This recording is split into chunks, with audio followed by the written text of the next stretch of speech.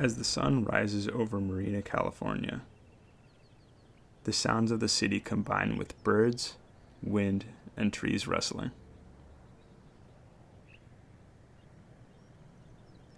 The native cobwebby thistle sways in the wind. A strong honey scent wafts through the air.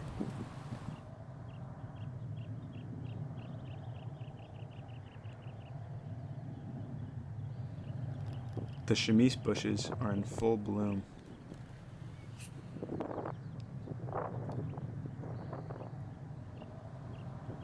Turning the landscape a pale yellow.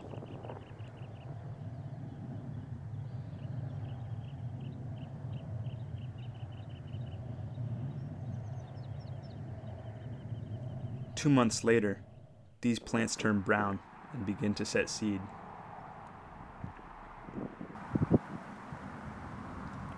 As soon as this happens, the California golden bush begins to flower. The diverse plant community here provides pollinators with a food source all summer long. During this time period, I documented every organism I could, as well as the people that research and steward this reserve, in order to demonstrate the value of preserving small pockets of nature so close to human development. Welcome to Fort Ord.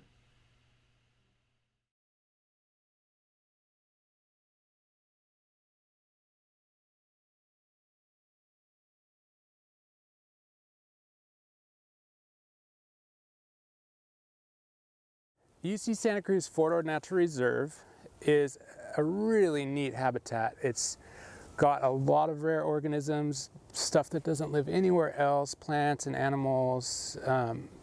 We're in this intergrade between active dunes along the coast in the southern Monterey Bay and more stable inland habitats. And so that in-between spot is where you get a lot of things that have evolved to be able to thrive in areas that aren't really ideal for a lot of other plants and animals.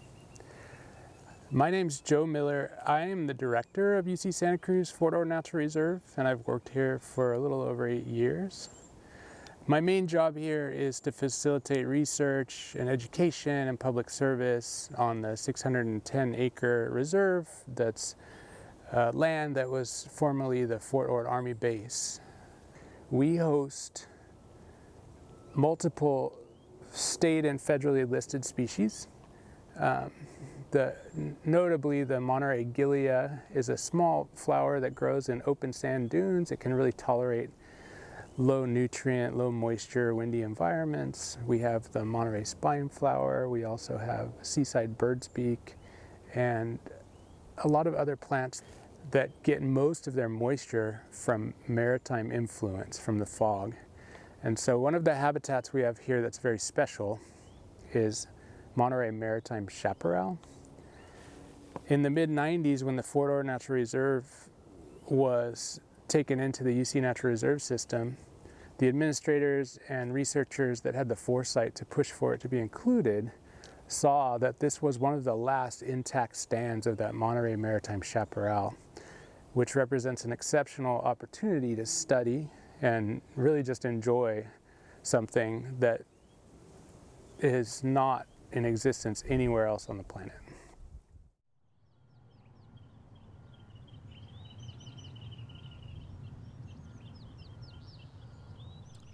Now, other than maritime chaparral, the north parcel of the reserve is dominated by 3 main habitat types. These are oak woodland, dominated by coast live oak trees with an understory of mainly poison oak. Annual grassland, dominated by several European grasses, but still home to many natives.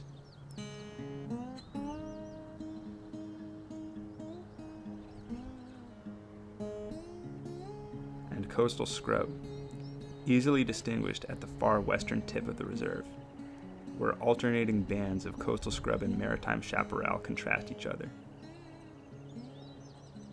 Why these formations exist is unclear, but the juxtaposition allows us to see that coastal scrub, a more common California habitat, is much denser, containing species like sagebrush, coffeeberry, and black sage, while maritime chaparral is dominated by manzanitas.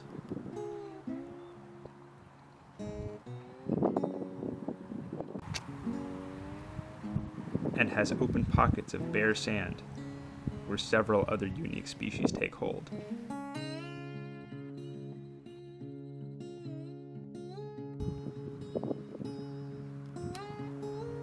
Many of these annuals, such as the Virgate Eriastrum, flowers for a short period of time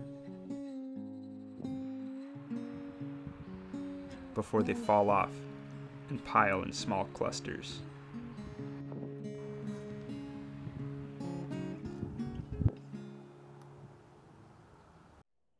Other annuals like Navaretias and the endangered Monterey spineflower call this habitat home.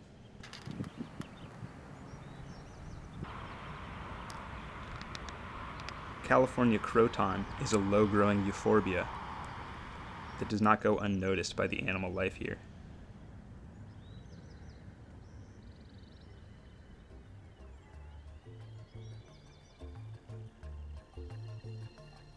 This is the California bordered plant bug.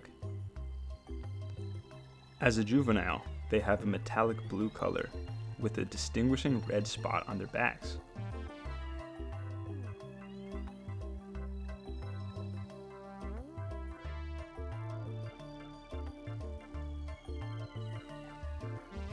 The adults of the species are nearby, also feeding on the bounty of croton flowers.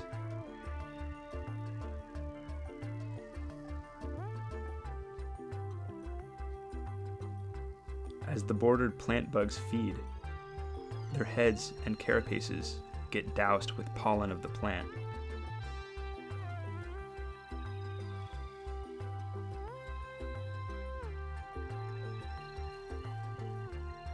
As a true bug, they use their extendable proboscis to reach deep into the nectary of the flower.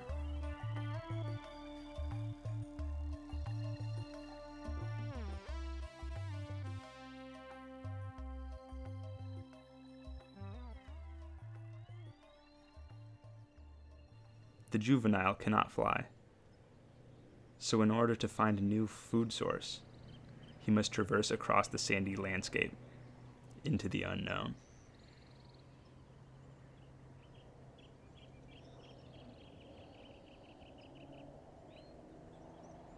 Nearby, something unusual is happening.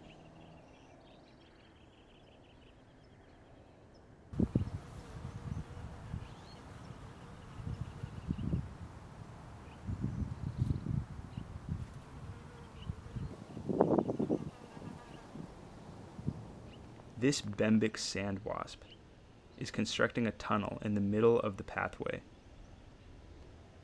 where it will catch a fly, bury it, and lay its eggs inside for its larvae to eat.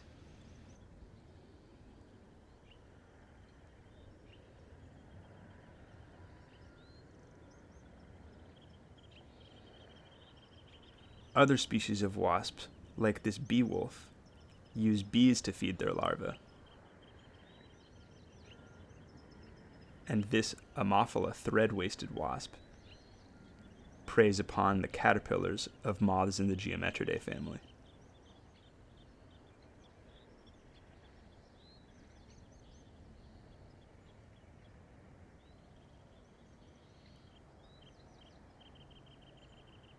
It places a pebble inside of its nest. For what reason? I don't know.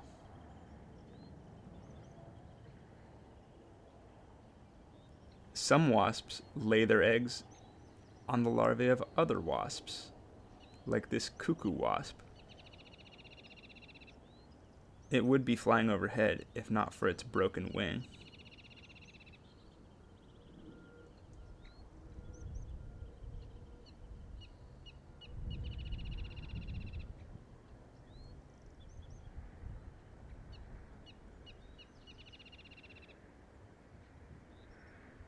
Ants also call this reserve home and go about their business no matter how windy it gets.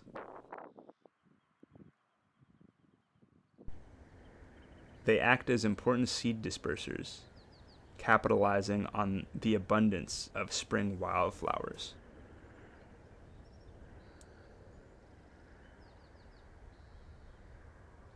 Some ants gather carrion and work together to drag it back into their dens.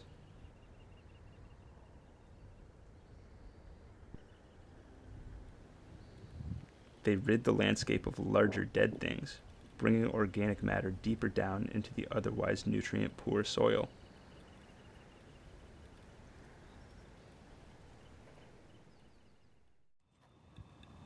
Meters away reveals where the carrion comes from.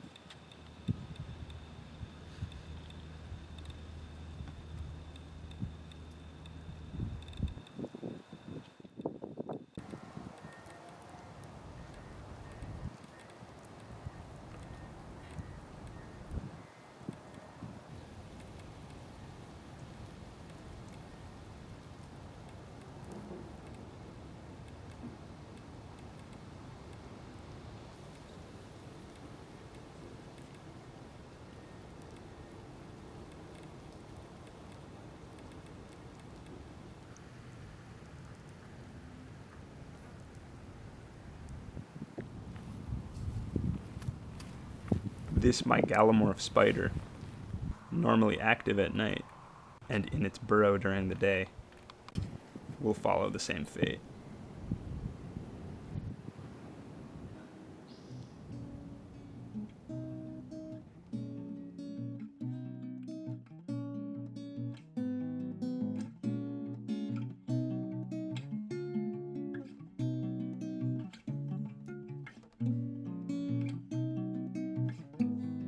These are jumping bristletails. They are everywhere on the reserve, scavenging amongst the undergrowth. They are named so because of their adaptation to quickly jump away from any oncoming predators.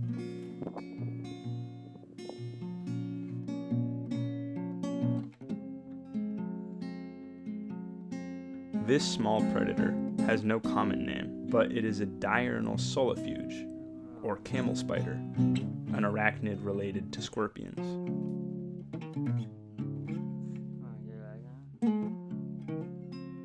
They scurry across the landscape, using their front pair of appendages, or pedipalps, to feel around for any possible prey.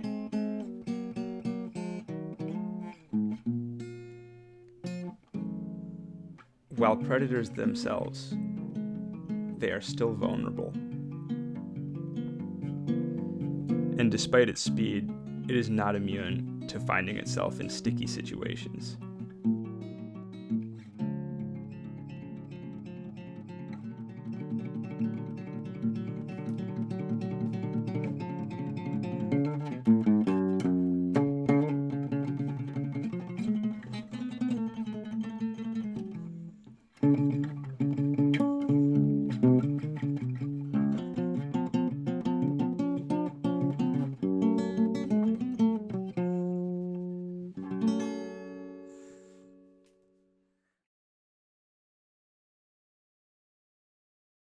Surrounding the nest of the black widow are the carcasses of large Eleodes beetles,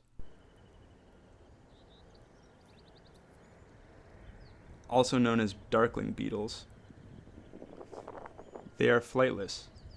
Their fused wing coverings are an adaptation to dry conditions,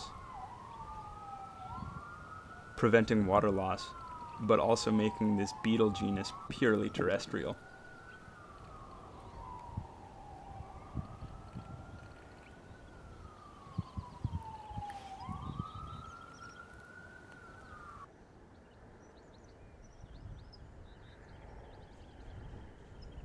One very important plant is deerweed, a nitrogen-fixing legume that is the host plant for several butterflies. This species, the Acmon blue, recognizable by orange markings on the hindwings, drinks nectar from deerweed flowers, and lays its eggs on the leaves and stem, where the caterpillars will hatch and feed on plant tissues. Interactions like these provide valuable opportunities for research to take place.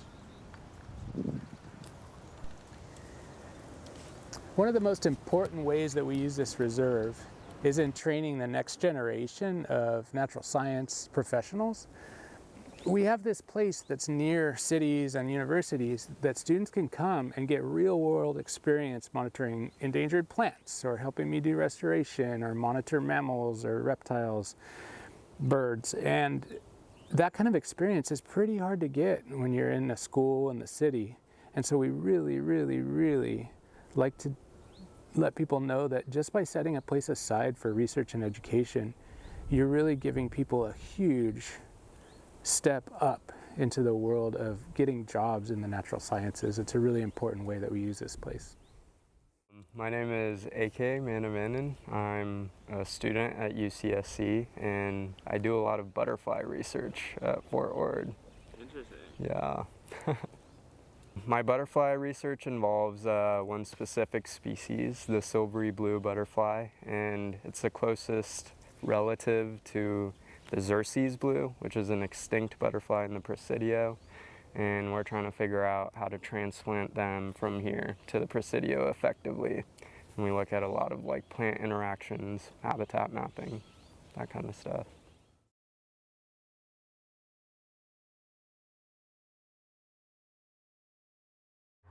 My name is Lily, and I work at Fort Ord National Reserve. I've done a lot of rare plant work with Sangelia and seaside birdsbeak. Seaside birdsbeak is a really cool native plant. It's endangered and endemic to the area. It's in the Orobanchaceae family, which has a lot of hemiparasites. And the hemiparasites are plants that don't rely on parasitism completely for all their nutrients and carbon, but they can photosynthesize, but they also gain a lot of nutrients from other plants. To monitor seaside birdsbeak, we count all of the native populations as well as the populations at our restoration sites, lay out some transect tapes, and we get flags and we just count up all of the seaside birdsbeak on the reserve, every single one, using Trimble, which connects to ArcGIS, and we just gotta monitor them year by year because seaside birdsbeak's an annual plant, so we want to see how well the populations are doing based on our restoration efforts in the past, and also comparing that to the existing populations that we're not supplementing. So I'm Kat, and I'm a graduate student at California State University, Monterey Bay. I am currently doing my thesis research on the northern Pacific rattlesnake, and basically what I'm trying to do is understand their anti-predator behavior a little bit better. And so the way I do that is I take a pretty standardized metric of flight initiation distances and alert distances, which have been used pretty widely across different taxa, and I apply it to the rattlesnake so that we can better understand like their behavior. So that really plays a key role in public education, signage, that type of thing. So one moment in which I felt super connected to nature was when I was out here. It was my first season doing research, and I was making my rounds looking for snakes, and I happened upon two breeding males in a courtship display over a female that was presumably very close by. And just the fact that I was able to kind of get a peek into like their daily life, and they didn't even know I was there. And it kind of felt like I was pulling back the curtain a little bit, and like that wall was broken. For a minute there, it definitely felt like we're also animals, and I was peeking in on their little animal routine, and that was really cool.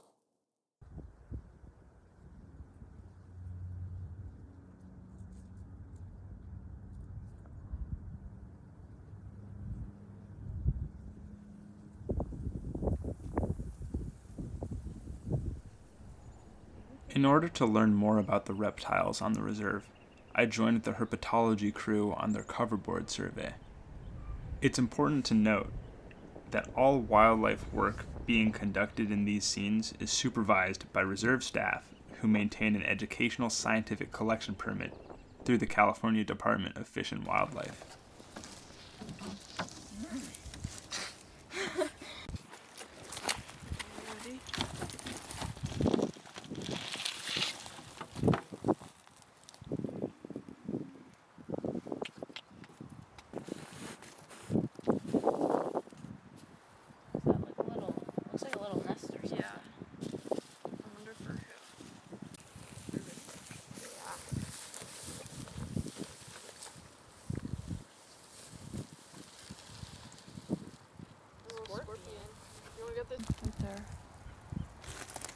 Nice.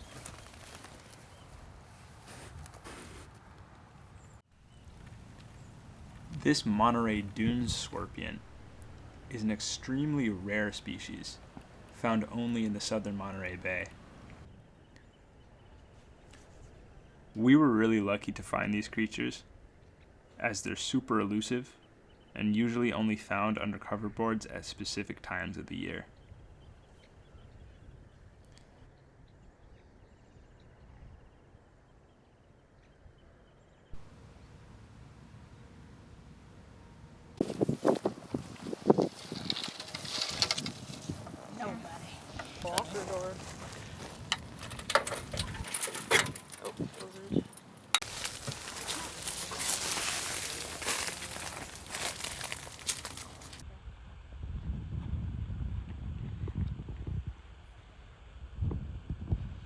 Wanna? Oh, hi, babies. Hello. Oh, so that's what that nest was before. Yeah. That was cute.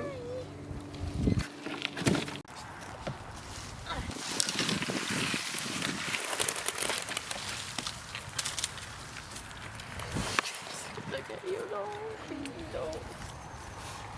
Nice. Love those guys.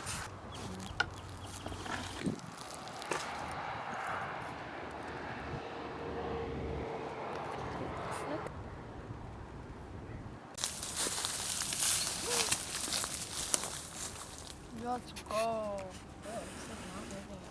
Probably called the one. Let's go. That's a nice one. Wow. Ooh, that's like the biggest gopher I've seen under a board. This is a Pacific gopher snake, a constrictor harmless to humans.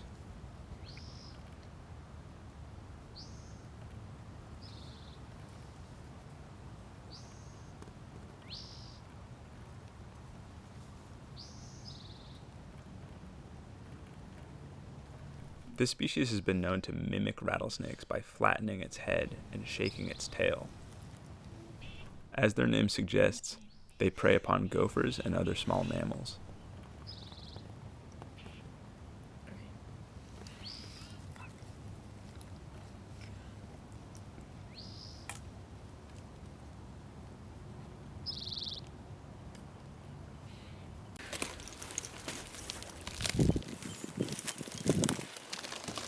We got mouse. Wait, yeah. Like, yeah, two things. Large. The crew is tasked with taking data on the presence or absence of various species, their size, and their resting body temperature, which they measure using a laser thermometer. Not all reptiles are found under cover boards. This little dinosaur is the Blainville's horned lizard. Extremely well camouflaged. It's hard to notice them until they've already started scuttling into a nearby bush. Researchers must take extra measures to record their data. Once captured, they are measured, 6 exactly. scanned for microchips,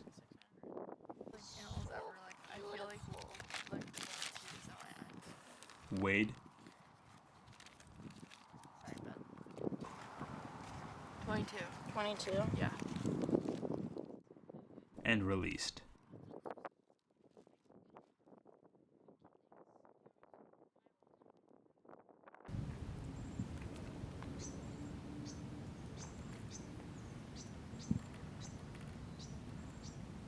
I'm ready.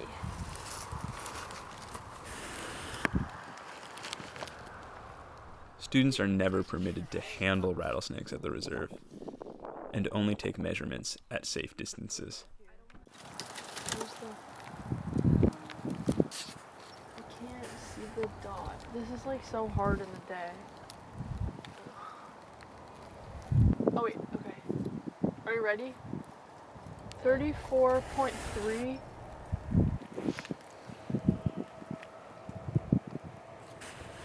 And 32.8.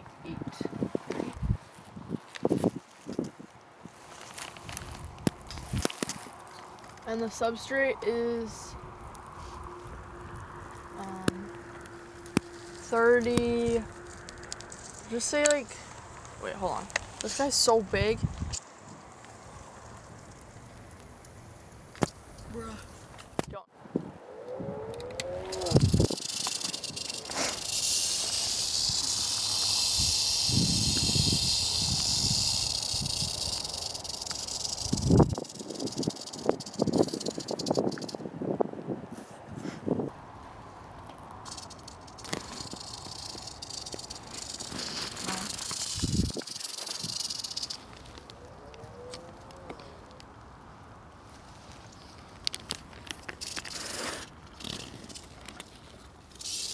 Oh. The snakes were safely moved out of the way of the coverboard. It was lowered, and we went on our way.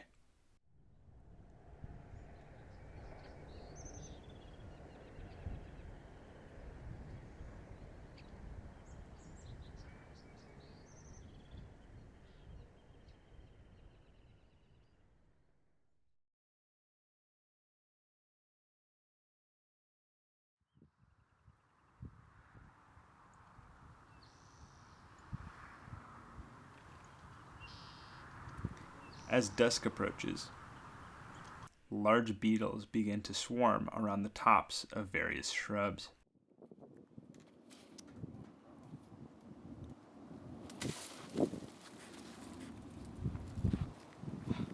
Got one. Oh, you got one already? Okay. Candy. Ah. I don't know.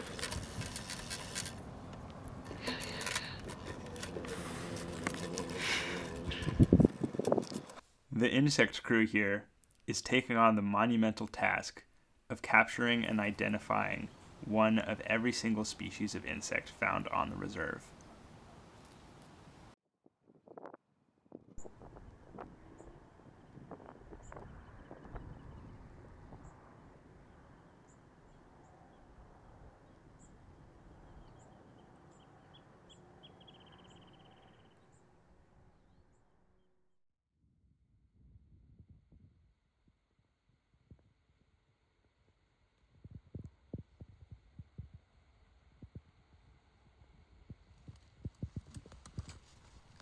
Using a UV flashlight to spot fluorescent organisms, it was especially spooky to stumble across a creature like this.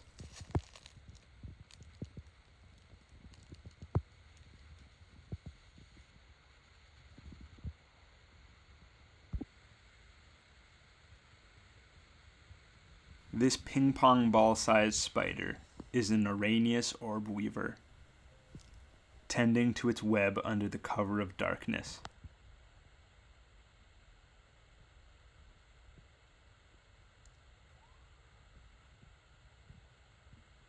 If you stand in one place for too long, some creatures may begin to try to burrow under you, like this Arachnids sulfugid.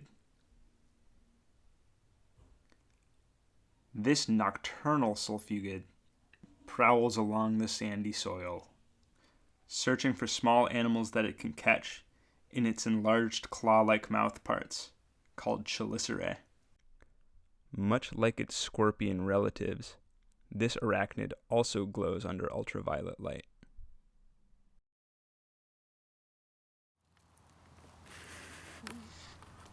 As dew begins to drizzle down, moisture-loving animals start to emerge. These Encetina salamanders emerge from their underground burrows when the conditions are right for their moisture-needing skin.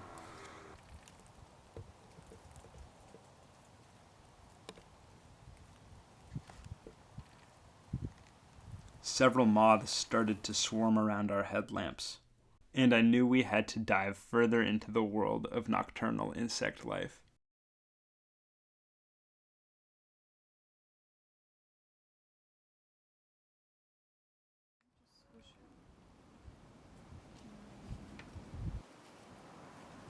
Is there anything else?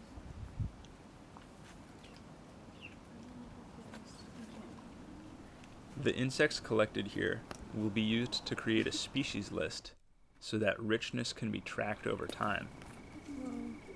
Oh, look at this guy. There's a lot. Yeah. This. That guy, yeah. Yeah. Oh, hell yeah. Good job, Steve. Go. Oh! Which It's okay, one was it? They're gonna all come back though. I know, I just wanted that one. Was it the white one? No, I think it was a bigger one. Okay, Yeah, I maybe think it was it's- this guy. No, they're flocking. How do you think we get these guys? We need a bigger jar. Yeah. Or put it in. That guy is also cool. Switch This inside. one? I was about to grab it. Yeah, honestly, the box is the move, guys. Bang. He's sick. That was a sick I like that one. Wait, shine it? Wait, this is one of those, but it's different. What? One of the big black beetles. Oh, looks like a geode. It does. Honestly, this kind of looks like a painting. As the world faces severe losses of insect diversity and abundance, creating a comprehensive list is the first step in collecting important data for the future. That's us too. Grab and put him in. Grab and put him in. Grab. Not the fly. Not like that.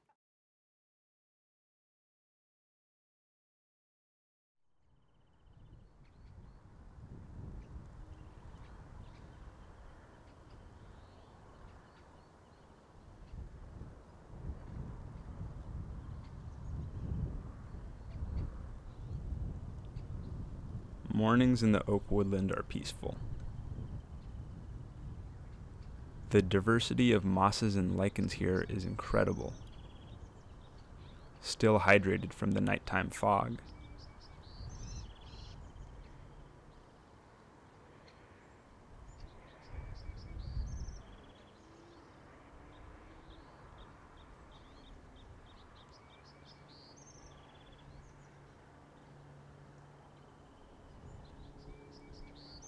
The long strands hanging from the oaks belong to Ramalina menziesii, the state lichen of California.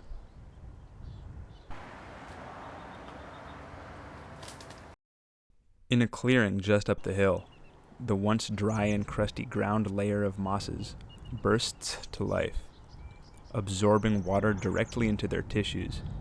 They have a short period of time to photosynthesize before the day gets too hot.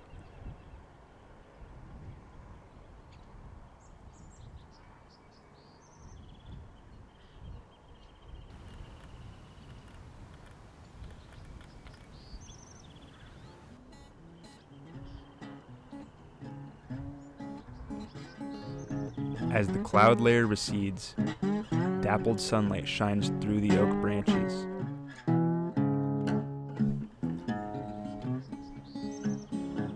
The lichens go dormant, and insects become more active.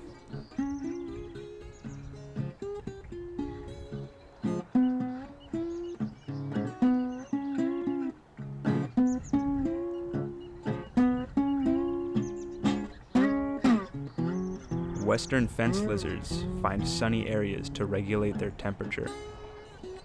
And in the oak woodland, they can get pretty territorial over their prime basking spots.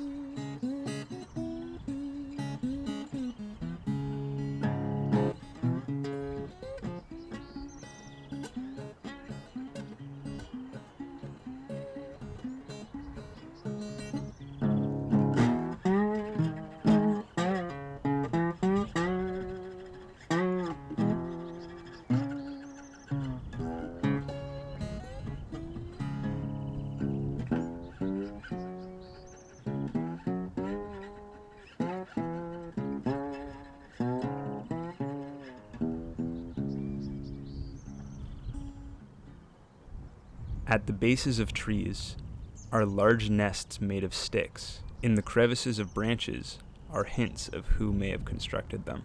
Other than deer, the main herbivores in this ecosystem responsible for building stick nests and defoliating oak tree canopies, is the dusky-footed wood rat.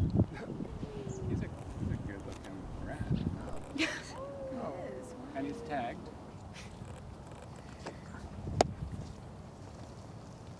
With the wood rats, do you feel for the back of the skull like you do the other mice? Whoa! She was like, no! That native wood rat was caught during a small mammal trapping workshop, an opportunity for local students to get hands-on experience live trapping, measuring, and quickly releasing the many small mammal species found here. One of which is the Heermann's kangaroo rat.